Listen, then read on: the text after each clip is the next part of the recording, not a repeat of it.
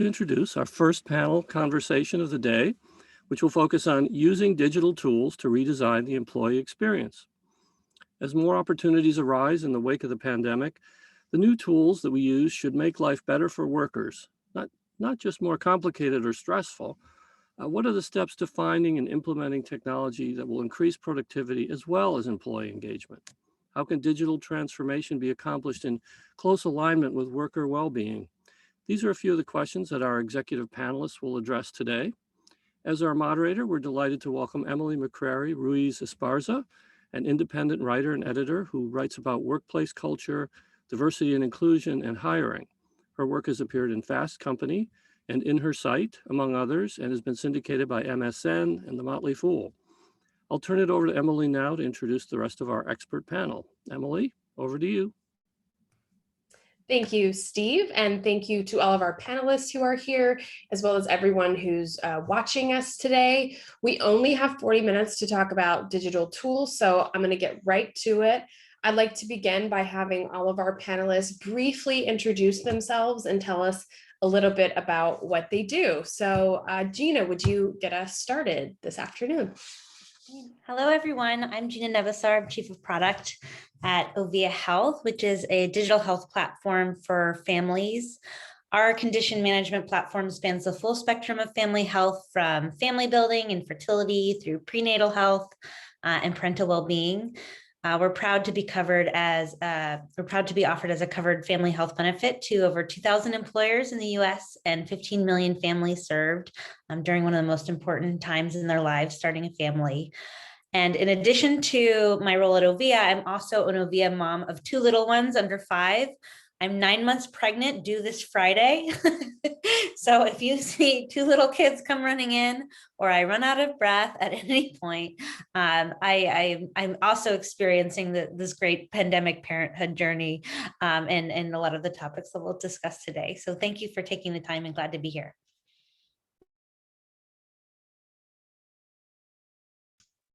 Kate, would you like to go ahead? And we can just go right around the table. Sure, absolutely. Well, first of all, congratulations, Gina. That's very exciting. So it's so great to be with you today. I really appreciate the invitation to join this. I am Kate Zimberg. I'm the Vice President of Employee Experience and Enablement at F5 Networks. We're a global technology company based out of Seattle. We have just over 6,000 employees worldwide. And we provide application services that make applications around the world run more securely, more quickly, and more smartly. So not a consumer brand that you're all familiar with, but certainly a brand that helps to make the world run. Thank you, Kate. Chantal, would you begin next? Sure, and hi everyone, and thank you, for the invitation, and thrilled to participate. Congratulations, Gina, being a mother of 3. I'm really with you.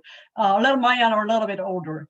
So I'm Chantal Villon. I'm the HR VP for Global Product Development and Supply for Bristol Myers Squibb, a pharmaceutical company, which is a global company. I'm based in New Jersey.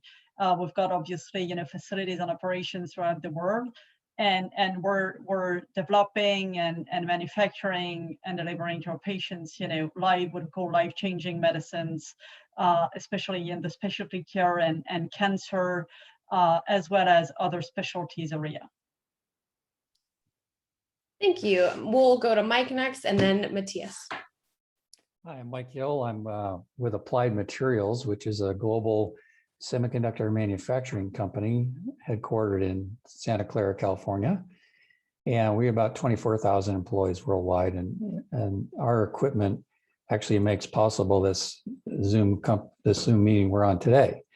It helps the semiconductor companies make the chips that make all the things that run our cars now and our phones, et cetera. And I'm focused on talent and organizational development across the company. All right, so I am Matthias Hallberg. I'm calling from Tokyo. It's in the middle of the night, so please bear with me. I'm the head of product development at Attuned, and we are a startup using psychology and AI to identify intrinsic motivation of employees and helping managers and teams to learn new ways to improve communication and reduce conflict. leading to increased employee engagement. So thanks for having me and looking forward to the discussion. Thank you, everybody. All right, let's get started. My first question for you all is, what kinds of challenges in the workplace are best addressed with digital tools, and what kinds are not best addressed with this kind of solution? Mike, I'd like to come to you first on this question. Okay, well, I'll just give you a couple.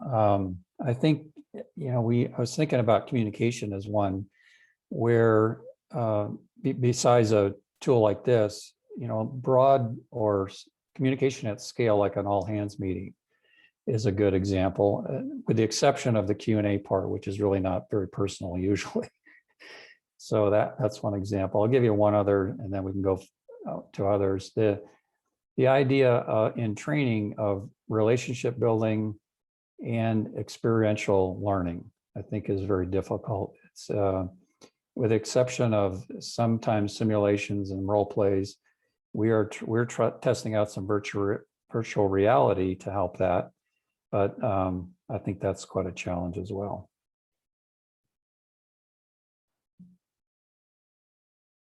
I have more, but I'll let the audience respond. Yeah, Go ahead, Chantal. I can go next, and I would agree with that. I think there's actually many topics you can tackle through and address through digital tools. However, it's not every single angle of these topics. When I'm thinking about our own journey within Bristol Myers Squibb, and still going through the integration of a major other company, Celgene, that we acquired 2 years ago. The culture piece is one which is very touchy to address through digital tool. You cannot replace the human contact and the importance of the group meetings, this interaction, the informal interactions, what's happening in the corridor and off, I would say offline. So that's one which is very difficult. Now we've been very surprised to see there's many others that we thought were not possible, including in my own world of manufacturing and product development, where we've got some very specific mechanism to engage and manage our sites through tier meetings, which were traditionally done in presence. Now they can be done remotely, and that's been a big haha moment for us to discover we were able to run these sort of processes remotely through digital tools.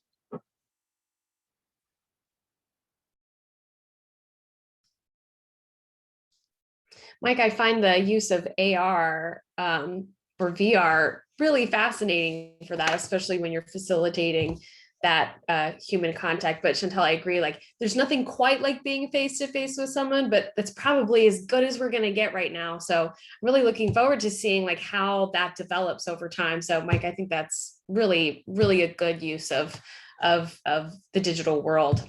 Yeah, just one little simple example. We're using that when we're training our support engineers at the customer to fix their equipment.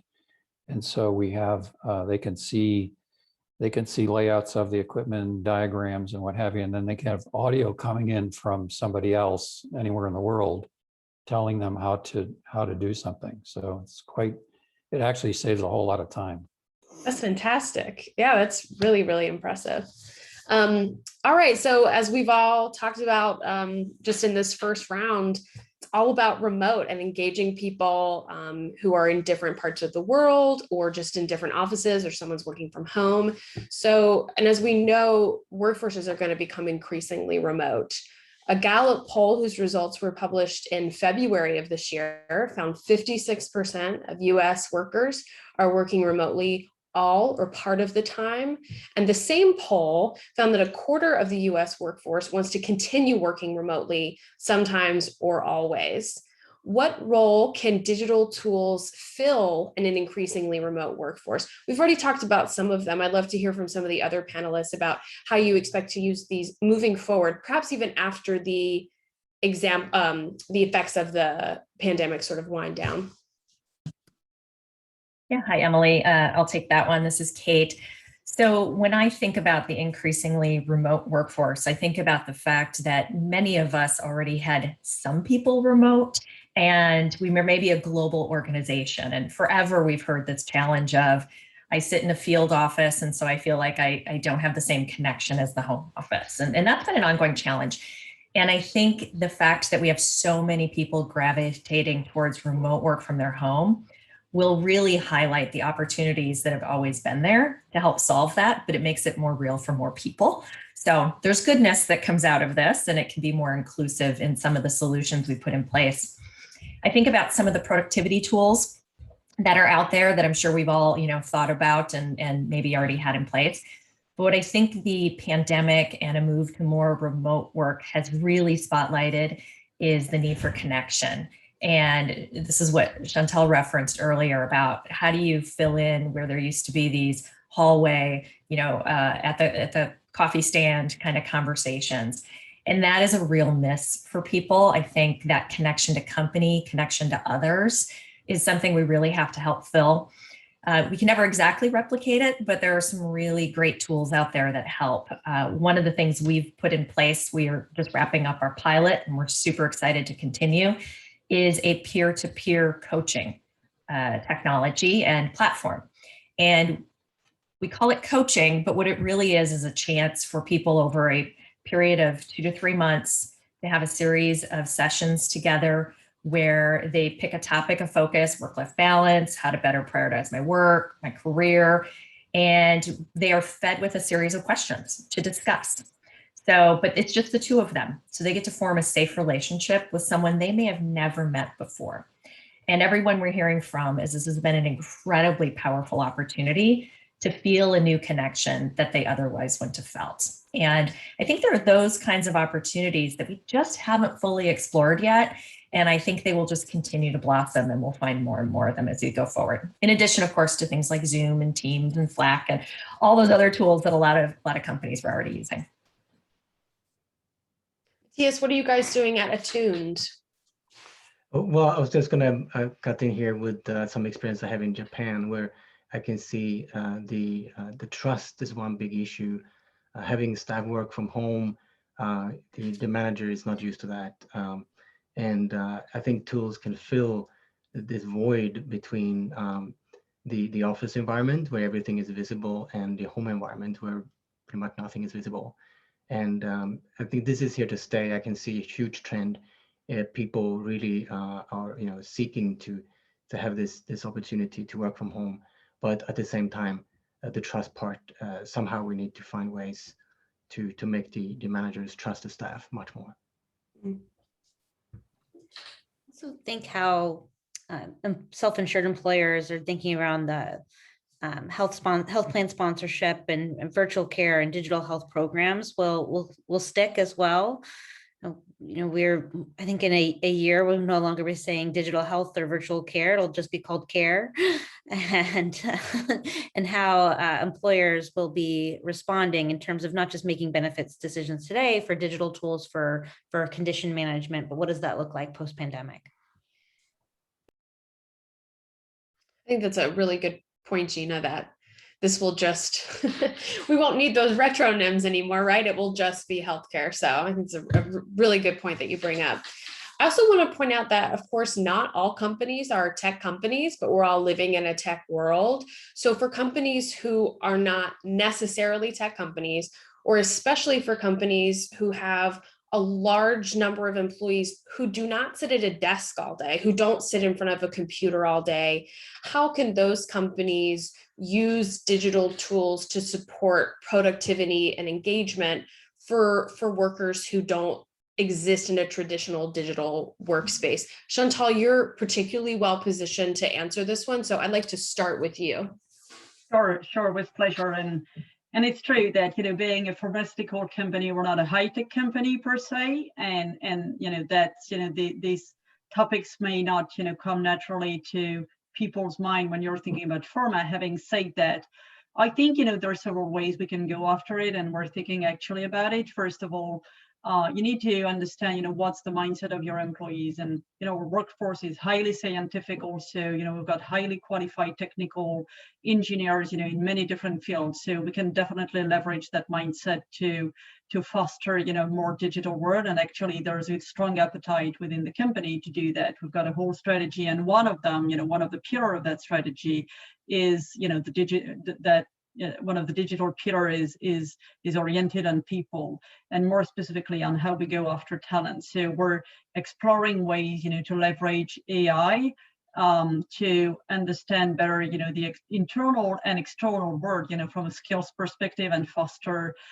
greater internal mobility, greater development opportunities. And there's a lot of appetite to do that, and that's something we're pretty excited about, especially taking into consideration we're in a highly competitive environment, which is just growing in terms of competition. Think about the COVID, what the pandemic has generated for the healthcare industry. So that's one. And I'd say, we're, even though not being a high-tech company, that's, I spoke to the mindset and the culture. There's some mechanism you can put in place, and we're, as an example of that, there's an IT employee experience body that has been set up, for the enterprise, which is really looking at, what's the true employee experience? How many clicks does that? Do you need to get to what you're looking for, or the tasks you have to accomplish? What does that look like? So that's an interesting one, I guess. And then for those, indeed, we've got a whole bunch of the workforce which is not in front of their computer all day long, and you could naturally think, well, mobile app is going to make it. But when you're a sterile environment, you don't use your phone. You leave it in your locker basically, and there's no way you're going to accept that. So it's also really thinking about, the experience. How do you make that easier once the person is getting in front of their computer? Can they, how many clicks, tying it back to my previous point, how easy are we going to make it? Is that going to be fast? Is that going to be just one iteration? Or is that going to be 10 iteration, which is going to be extremely painful in terms of experience? So that's, that's the way we're going after it. And I could provide, 10 more examples probably of what we're doing. Mike, what about you guys at Applied Materials? You mentioned the training aspect. What kinds of other digital tools are you using, and how are those going? How is it working in your ranks today? Yeah, one other tool, it took me a long time to find this, but I found a tool for, we've got hundreds or thousands of teams that are working. And so I was looking for a tool that a team leader and a team members could use to diagnose their team dynamics, not what they're working on, because they spend hours and hours talking about that, but they really talk about how the team is working. And you could spend a lot of money with consultants and what have you, but I found this pretty elegant online tool that allows, without even me helping them, to log in, do a quick assessment, takes about 7 minutes, produces a bar chart, and then they can discuss the areas that they're very strong at. There's 16 elements of teamwork that have been thoroughly researched, and then they can focus on the areas, the gaps that they want to. And so I've facilitated many of those just to help people. And I noticed in 30 minutes, we can diagnose an issue, find root cause, and come up with an idea to improve it. And I've got hundreds of teams using that now, and thousands of people, team members using it. When you have such a large population of your workforce using it, are you regularly gathering feedback on their experience with it? What are you hearing from users in your workforce? Yeah, mostly that it's easy to use, and it makes life easy to come up with an idea quickly. Where you could spend hours and hours trying to figure this out, have your OD team come in and try to diagnose it or something, but they can do it by themselves in just a few minutes. So they really like it because it doesn't, and we fund it from a corporate standpoint, so it doesn't cost them anything either. So there's no chargeback to it.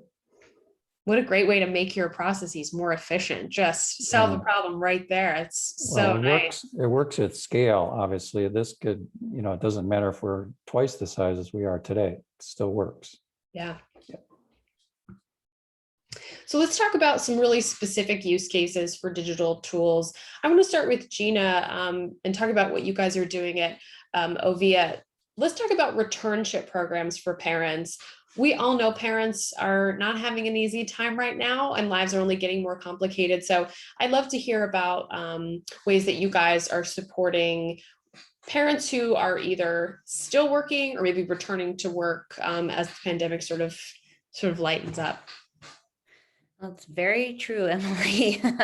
Working parents today, I mean, especially working mothers, are in a crisis, and their digital health tools are able to provide them with essentially the daily support to navigate the pandemic parenthood, working remotely or on-site through the pandemic, as well as this impending return to the office for many employees and organizations. It's critical to support parents specifically. They are adversely affected amid the pandemic. And especially women, we're being forced to make these impossible choices between childcare and our families and our careers. There's been about 2.4 million women that have left the workforce since the start of the pandemic around February, March.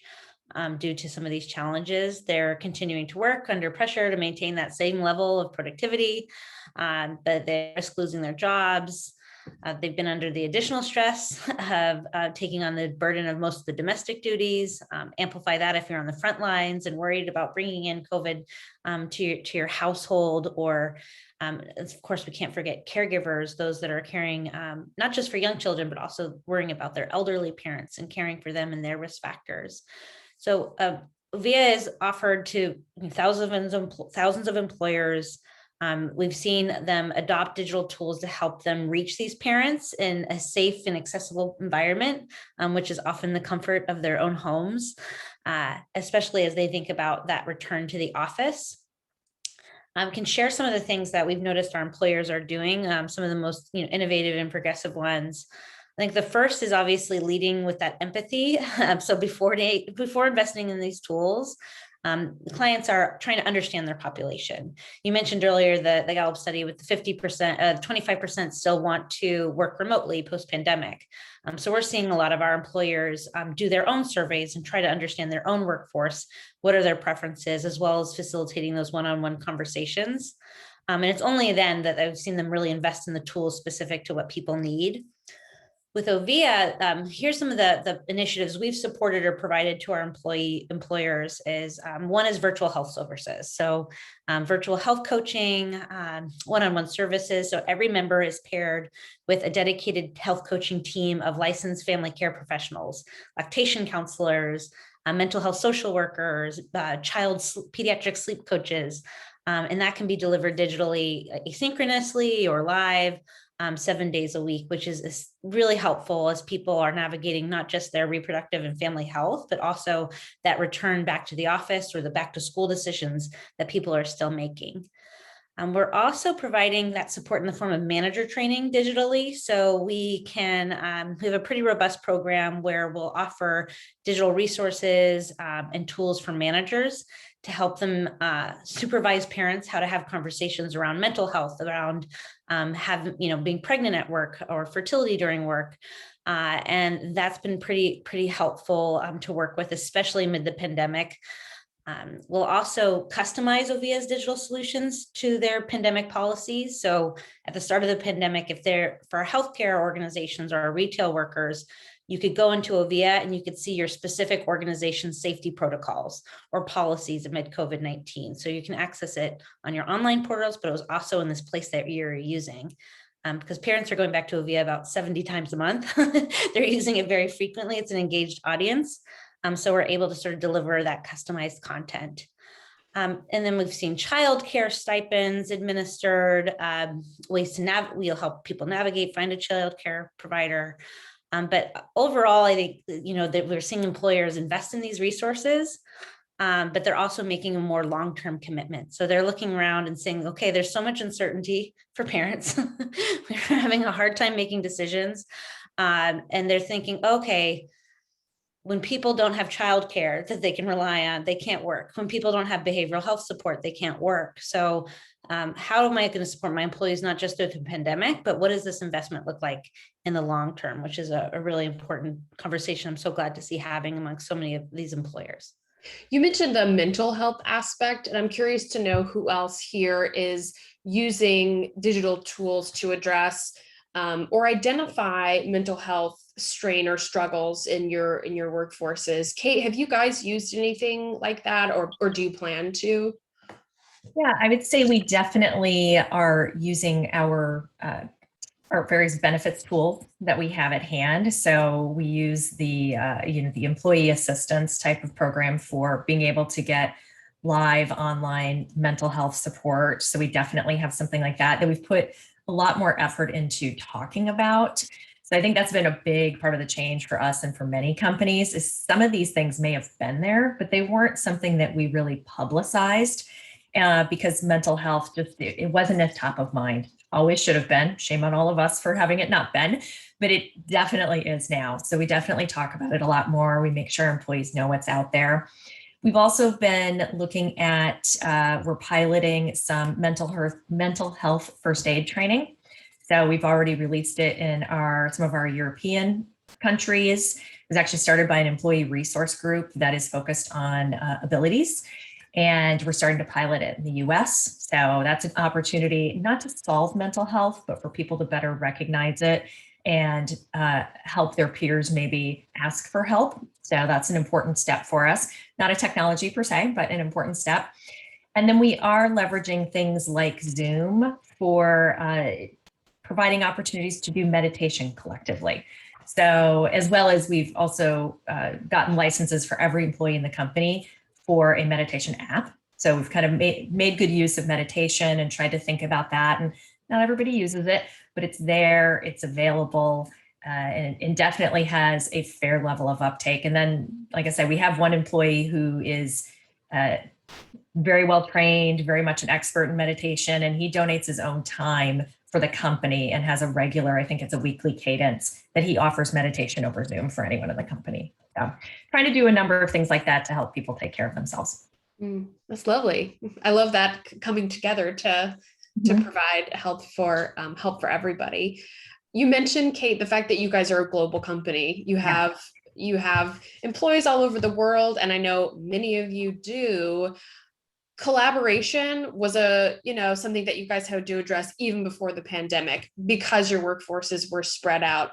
So for those maybe who don't have the experience you guys do, people who are listening in, let's talk about the ways that you can increase collaboration and innovation among a workforce that's really distributed, and how you've been doing that and plan to do that in the future. Absolutely. So this has been such an opportunity and so incredibly challenging. So what I have seen, on the upside is historically collaboration would often happen at a site. And we would all just promise each other, we'll keep global in mind as we do this, but you can only do that so much. So now, because we are all sitting in our own homes, we have no excuse not to engage others from outside our particular location. So it's really fostered. Now let's bring in someone from Singapore to the meeting, or someone from Australia or France or wherever. So it's really helped to foster that a lot more. But we still run into all kinds of people and all kinds of situations where I wish we could get in a room and have a whiteboard. We just need to be in a room. We need the whiteboard. We need the stickies. We need the dots. We need the walls, whatever it might be. And so what we found is we just challenge people to think about, okay, how could we do that over technology? And it turns out you can do a lot of it on technology. Zoom has features around annotation and whiteboards and sticky notes and voting and all kinds of different opportunities there.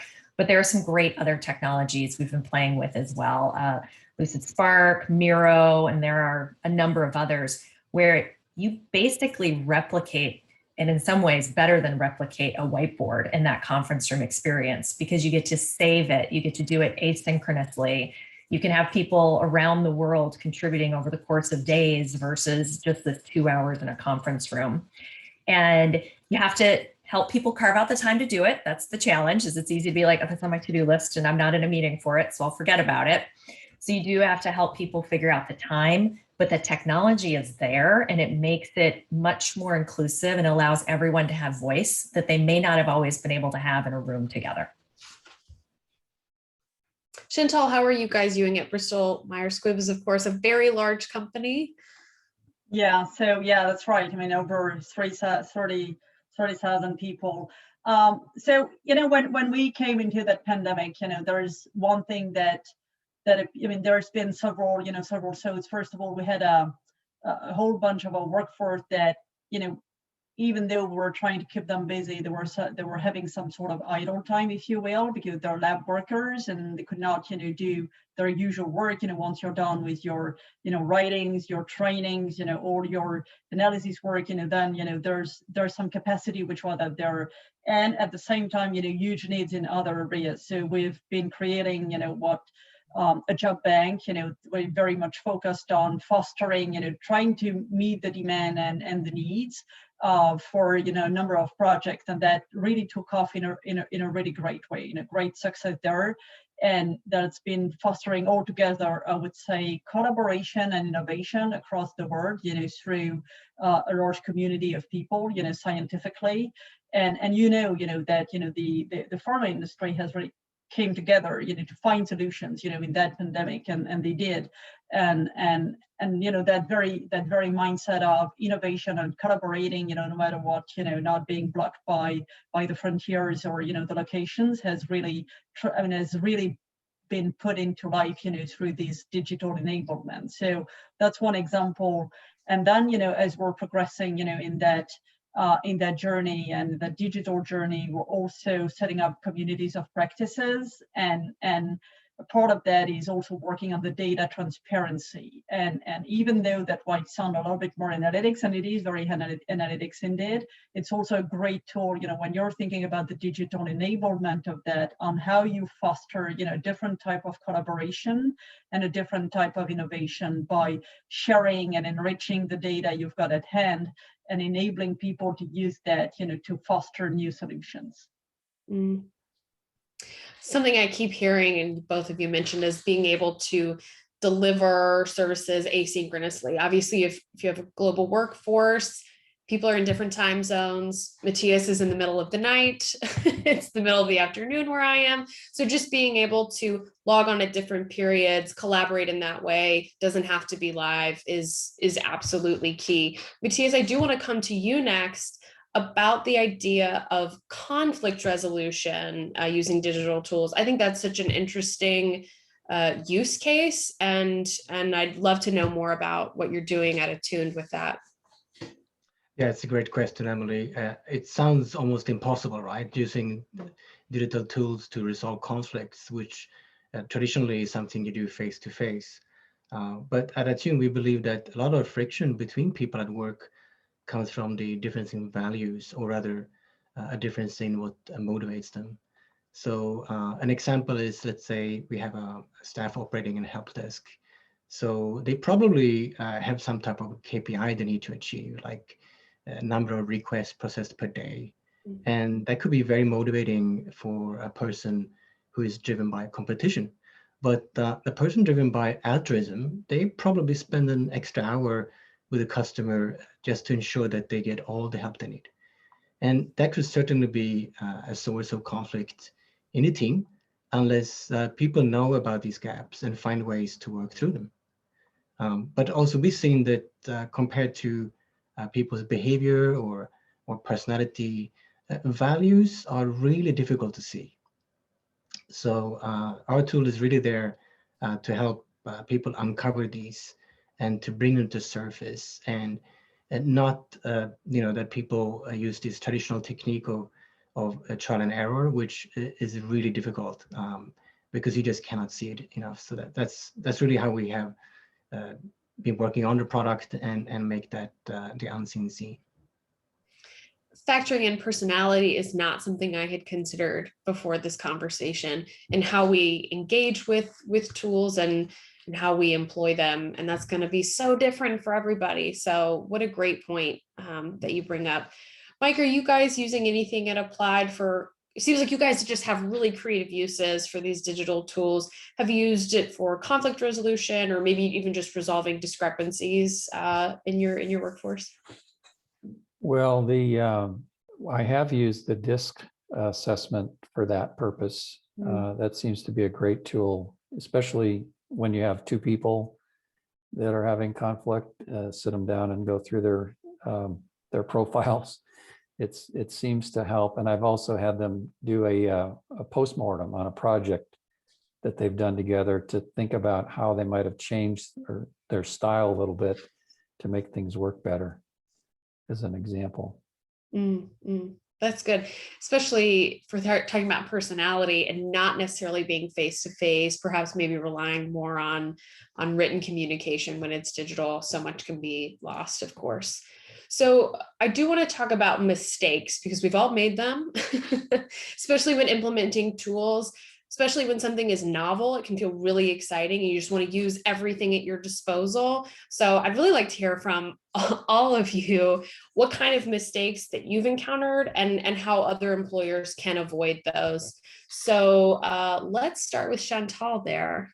Yeah, I think it's a great question. I've got an immediate example that popped in my mind, with the HR leadership team in BMS. We embarked on the journey of refreshing our people strategy, which, after, being advanced, in our integration, we felt that was really the time to do that. And, using, we've been overusing collaborative tools. So that was, all together, in Teams, whiteboarding and chat and all sort of things, and it was pretty much overwhelming, I would say, and at some point I raised my hand saying, guys, I just cannot follow everything which is happening there. People whiteboarding, people in the chat, people talking. I was like, okay, my brain is fried. And I thought, well, I'm a non-native English speaker, so might be the reason. And then I got 2 or 3 or 4 other colleagues, saying, I'm the same, I just cannot cope with that. So I'd say, don't overuse and overplay, with your toys, if you will, and be also cognizant that, there's so much the brain can absorb. Even, digital is not making your brain bigger, if you will, and your capacity bigger. Totally. Kate, what are you guys doing? Or excuse me, what mistakes are you avoiding as you move forward? I'm just chuckling at Chantal's example because yes, we've all lived that. Too much. And I think she raises an incredibly important point around being really aware of what is the capacity of your employee base in the moment within a tool. Keep it focused. You have to have almost even a more well-organized meeting than before. But also, how much change can they take right now? There are so many shiny object tools out there that are amazing and would absolutely be right for any given company to adopt. They may not be right now. And with all the uncertainty and stress and other kinds of change going on, I think really pushing ourselves to think about what is actually most important now. And internally, we have an example of we're redesigning performance management. We've been on this journey for about 1.5 years. And initially there was a big push of we need to get a tool in that can handle goal setting and handle feedback, and let's get that in. And we were shopping and finally we came to, you know what, our current HRIS can do it. It's not sexy. It's not the best user experience, but it's there. People know it. It's not something else we have to buy and implement and train and do change management. Let's focus on what we want performance management in our new way to accomplish and not over pivot on a tool that is beautiful, but ultimately just provides more confusion and more stress and anxiety. And so we caught ourselves and pulled back on that.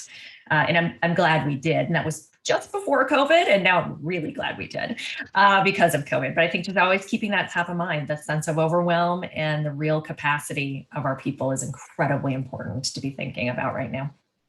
That idea of being overwhelmed, I also hear Zoom fatigue, and here we are in Zoom. People just being really tired of that. So not only can there be a quantity, an overload in quantity, there could just be an overload of exposure. to these digital tools and always having to live in a digital world. Gina, how are you guys addressing mistakes and moving forward in that way? Thanks for mentioning Zoom fatigue. I feel the Zoom fatigue and recognize all the reasons why. But some mistakes we've had, because we do want to we have the same approach where we don't want to overload people, overwhelm them. There's so much change going on. So we've tried to make very conscious decisions of what we're not going to do amid the pandemic. But there are some changes. Well, now, for example, Ovia decided to be, within weeks of the pandemic, we decided to be office optional indefinitely. So wanted to send a signal to the whole company that, parents included, that you can make long-term decisions about your near-term and long-term decisions about, where you're going to live, how you're going to operate remotely. And it really reduced the stress on a lot of the people, and people truly value that. But with that, they had to make some structural changes to the organization as well. We had to have a more official work from home policy. We had to think about our processes being more transparent in terms of work throughput. So what we did is just created really long timelines for expectations for when we'd implement those new processes and policies. So I think we came out in March that we were going to have a work from home policy in December. and this is generally what it is. So just so people could get accustomed to it, and they knew that the pandemic has so much uncertainty. And even with that work from home policy, there's a ton of flexibility where you could essentially modify it with your manager. So even within that, but I think just setting a reasonable timeline and giving people time to process was one of the ways we've tried to mitigate some of the mistakes. That's great. Matthias, how are you at Attuned dealing with Zoom fatigue, digital tool overload, and making the right decisions there? Yeah, I can definitely see some similar thoughts mentioned by Kate also, that if you have, let's say, this great tool in front of you and you want to use it immediately, you think it will give you all those great benefits that it says on the package. But it's for me, as we are in the business of making the unseen seen, one observation I had recently was that considering now in the world, there's more and more done like interdependent work between people, and there's really a difficult balance to strike, I think, between individuals' productivity and teams' productivity. Because well, it's basically the me and we. But if you have an employee with critical knowledge, it is always going to be people going to this person asking for help, right? And that might be really good for the team's productivity, but maybe not for the individual's productivity. So when we look at bringing in a tool to raise the whole company's productivity, I think that they really need also to look at those the informal relationships, and those could be covered by tools like organizational network analysis, that you can actually see how people are connected, not through the organization's normal hierarchy, but more of a person to person. And then you can identify who those people are, and you can, of course, make an informed decision regarding the tool. Is this suitable? Will my organization fit? And you would know more before you take those steps, and maybe save the project. So I think it's always good to have more information at hand before you just go for it. That's a great point about suitability of tool for your workforce. One of the last things I'd like to talk about is how you guys are evaluating success. Is it mere engagement? Is it just about who is using the tool and how often, or are you gathering feedback from employees in another way, or something entirely different? Is anyone doing some evaluation in that way? Mike, are you guys doing anything? Well, we do, probably everybody does some surveys periodically to find out what people are thinking about. We just did one just recently to think about coming back to the office. But I want to actually make another point. I think we were more inclusive when we were face to face. And I think what's happened because of the way these meetings work, when we're really trying to do something fast, or hard, we're less inclusive. We don't hear all the voices. We don't sense people want to contribute. And I think that's a big problem. And I don't know how to solve it, but other than go back to work. What a good point. And just making, use the tools that you have to make sure everybody can say what they feel and what they need. Since you had the question, I'll just pose it to the rest of the group on your behalf. How are you using that? Kate, I see you nodding. I'm wondering if you have some experience here. Yeah, we've found in a number of our teams that it's actually helped with inclusion to a degree, because, historically, we'd have maybe 1 or 2 people on the team who were remote. And so they often were the forgotten ones, like, oh yeah, Janet's on the phone, and you kind of forgot about them. So it's been able to put us all on equal footing. And I think from a diversity and inclusion perspective, I'm sure there are examples on both ends of the spectrum. I know my own direct experience within our organization, we've seen it help things, but it takes an intentionality of making sure that you're leveraging things like the chat or a tool like a Teams or a Slack, where people have an opportunity to provide voice at the right time for them. We have processors, we have people who like to think quickly, we've got, and as well as all the various kinds of diversity. So as a person facilitating or leading a meeting, part of it is the awareness and pulling that out, as it would be in a room. Just feels a little different when you're online. But I think there's some of that good meeting hygiene and facilitation that remains as important or more important. But then I think it's also about some group norms and people getting comfortable figuring out how do they use their voice. If they don't want to be on camera, they don't have to be. Maybe they prefer to put their commentary in chat instead of vocalizing it. How do you make all of that okay and allow people to feel included in the way that makes sense for them? Chantal, what would you add to that?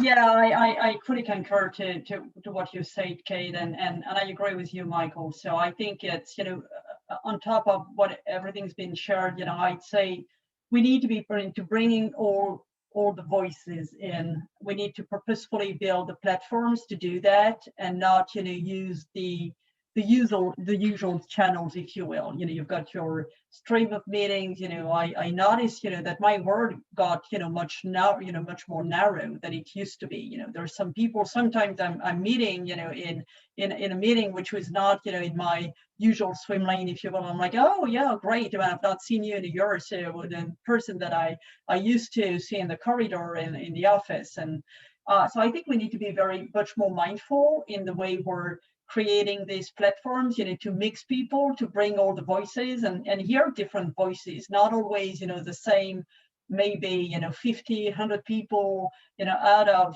so many others, you could hear. So that's really important to think about that. That's great. We're at time now, so let's wrap it up. I really appreciate everybody's time. I learned a lot. I hope everyone who's listening in did. I think this is such a relevant conversation right now, us being on a digital tool as we speak. But yeah, so thank you so much to everybody who was here. And I'm going to turn it back over to Steve. Thanks.